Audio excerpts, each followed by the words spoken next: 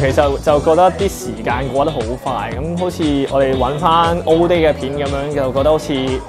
唔係發生咗好耐，咁但係其實已經過咗半年啦。咁同埋睇翻一啲實習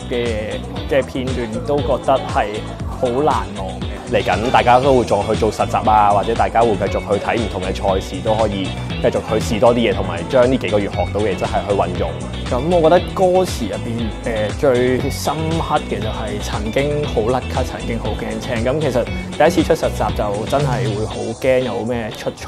我記得有一句係衝破界限成體嘅人才啦，可能都係要靠大家去先踏出咗嗰一步，然後先可以慢慢去衝破自己枷鎖於喺自己身上一啲嘅界限，先可以 so call 成為一個人才，或者令到自己成為一個更加好嘅體育記者。